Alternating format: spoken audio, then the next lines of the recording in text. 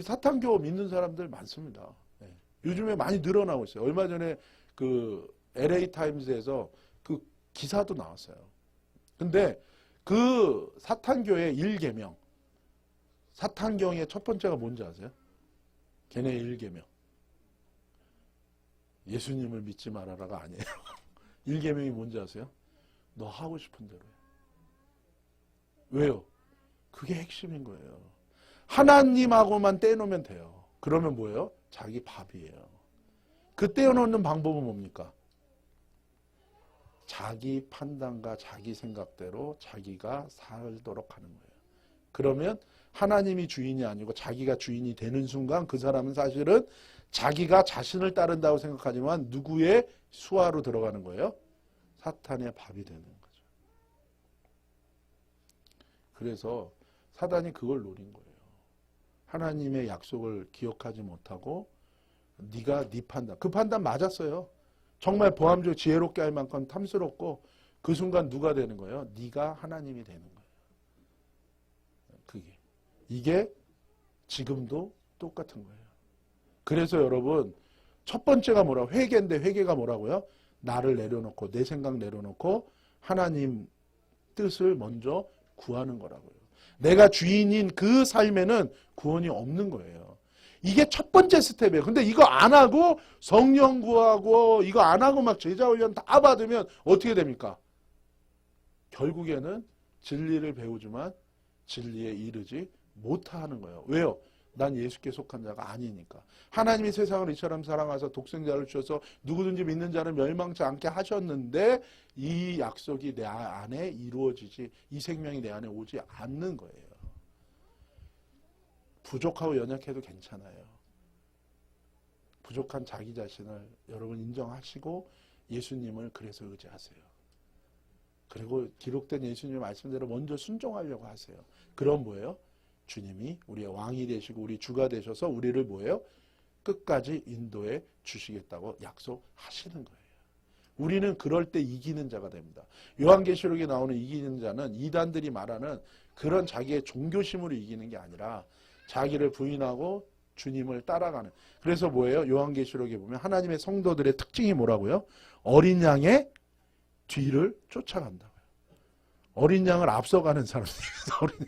예수님을 몰고 가려고 하는 사람들. 그게 아니에요. 어린 양이 어디를 쫓아요? 뒤를 쫓는 거예요. 그게 구체적으로 뭐예요? 하나님 기록된 말씀대로 사는 거. 십계명 그리고 산상수훈. 이 파운데이션으로 우리가 살아가는 거예요. 그럴 때 주님이 우리를 인도해 주시는 거예요. 그래서 달려간 거예요. 순종한 거예요. 그랬더니 어디는 인간이고 본질적으로 나는 악하고 내 힘으로는 도저히 구원을 받을 수가 없고 주님께 갈 수가 없구나. 이걸 적절하게 깨달을 때 우리가 나를 의지하는 마음이 안 생겨요. 그리고 나를 뭔가 사람들에게 칭찬받으려는 마음도 없어져요. 그리고 그냥 예수 외에는 없구나. 그게 사실은 하나님의 놀라운 은혜 가운데 나아갈 수 있는 길이거든요. 은혜라는 건 절대로 기준을 낮추는 게 아니잖아요. 왜냐하면 사람들이 착각하는 건 그거예요. 잘못 알고 있는 거는 은혜는 기준을 낮추는 걸로 생각해요. 하나님 절대 그러시지 않으세요. 기준 안 낮춥니다. 하나님의 기준은 그대로예요. 그렇기 때문에 임파서블한 거예요. 인간은.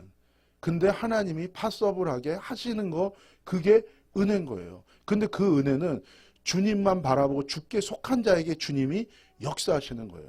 그래서 때로는 우리가 주님을 만나고 주님을 믿고 주님을 따라가려고 그럴 때 나의 문제를 해결해 주시는 것으로 우리가 포커스를 맞추는데 주님은 진짜로 나를 변화시키고 나를 새롭게 하기를 원하세요. 왜냐하면 그래야 내가 구원받는 거니까요. 그래야 내 삶의 문제는요. 해결되면 또 다른 문제 계속 오잖아요. 끝이 없어요. 근데 결국엔 내 본질이 변화받고 내가 주님과 연합하고 주께 속하면 그러면 그것이 구원이고 하나님 나라가 임하는 거고 그 가운데 우리의 삶은 주님의 인도하신 가운데 이 모양 저 모양으로 다 세워질 수 있는 줄로 믿습니다. 그런데 오늘 여기 와서 제가 사람들 만나면서 그리고 많이 안타깝고 근데도 결국에는 자기를 놓지 못하는 거예요. 자기의 자기의 생각과 자기의 판단과 자기의 종교적인 이 틀을 못 벗어나는 거예요. 그러니까 계속 스스로 미혹되고 소경이 소경을 인도하는 거지만 사실은요, 소경이니까 소경 따라가는 것도 있는 거예요. 근데 많은 사람들이 진리를 알지만 진리에 이르지 못한다 그랬잖아요. 사람들이 알아도 결국엔 자기를 버리지 못하고, 근데 주님은 계속 그 본질을 찾아오시고 우리 자신을 자꾸 만지시는 거예요. 그러면 사람들이 도망가고, 거기 그 전까지 그 라인은 안 오시고 그 라인을 넘어오면 그거는 거부하는 거예요. 근데 사실은 진짜 구원은 거기서부터 시작되는 거고 진짜 변화는 거기서부터 시작되는 줄로 믿습니다. 그래서 여러분 정말로 주님만 바라며 함께 주님께서 또 목사님 부부 주님의 사람으로 내가 깨지고 새롭게 세워지는 그 은혜를 누리시기를 예수님의 이름으로 축복합니다. 하나님이 새 일을 하기를 정말로 원하시는 것 같아요. 그래서 기존의 것 갖고는 더 이상 안 돼요. 많은 두 번째 사망이에요. 그것은 불못이에요. 그 연못인데 뭐예요? 불못이 있다고 얘기했어요.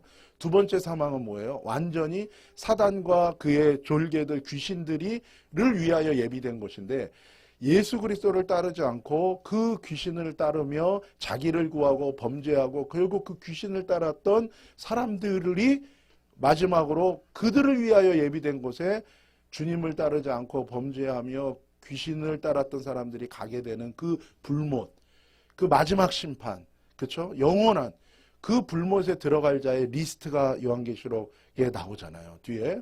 근데 그 리스트의 첫 번째가 뭡니까? 누굽니까? 이 성경은 순서도 진리예요.